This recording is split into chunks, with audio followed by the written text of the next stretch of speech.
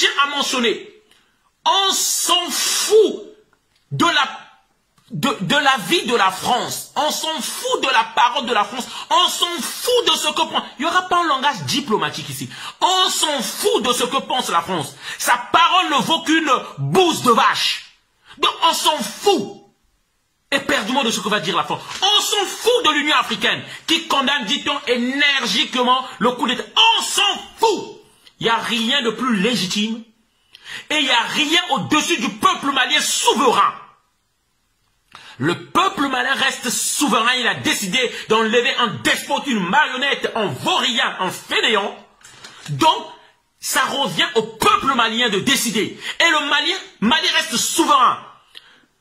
L'Union africaine, manipulée par la France, n'aura rien à nous dire. Et toute agression, toute décision condamnant le peuple malien est une forfaiture. Et est une tentative de domination. Est une tentative d'occupation peut-être du Mali. Voilà. Donc, le peuple malien reste souverain. Il a décidé et le destin du Mali incombe d'abord au peuple malien. Alors, donc, comme je disais, on s'en fout de la France et de ce qu'elle pense de ce qui se passe. Nous, les Africains, nous soutenons ce coup d'État-là. Voilà. Et nous souhaitons encore qu'il y ait des coups d'État en cours en Côte d'Ivoire, au Gabon, au Sénégal et dans d'autres pays encore. Alors, comme je disais avant de terminer cette vidéo, nous avons 3 revendications très importantes, très officielles. Au 1, nous voudrons une conférence nationale pour le Mali, où les États généraux, peu importe, où on doit faire le bilan de la nation. Les forces vives maliennes, donc toutes les associations, toutes les personnalités publiques, tous les partis politiques doivent se réunir. Et la diaspora malienne, africaine, panafricaine, il faut qu'on se réunisse pour décider de l'avenir du Mali. Nous demandons un référendum avant de savoir qui va mener cette conférence nationale ou les États généraux. On n'a pas besoin que ça nous soit dicté par l'Union africaine ou la France, où ils vont nous mettre des marionnettes qui vont nous emmener tels des moutons de panurge vers la volonté de la France. Nous demandons une conférence nationale. Les États généraux, les fils du Mali doivent s'asseoir au même pied d'égalité et décider pour l'avenir du Mali. Au 2, nous voulons une transition après cette conférence nationale, ou États généraux, ou en tout cas lorsqu'on va s'asseoir, une transition. Une transition qui sera menée par ceux-là dont nous allons voter pendant la conférence nationale, que les forces vives de la nation malienne vont voter pendant cette conférence nationale.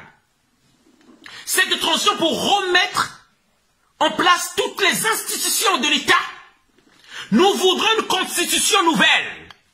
Et les panafricains vont proposer une constitution comme toutes les autres forces vives proposant une constitution nouvelle. Et nous souhaitons que dans les constitutions, qu'il soit bien stipulé et mentionné que les richesses du Mali doivent être une décision de l'Assemblée générale. Donc de l'Assemblée, qui sont les représentants du peuple malien, qui doivent voter qui va exploiter les richesses du peuple malien.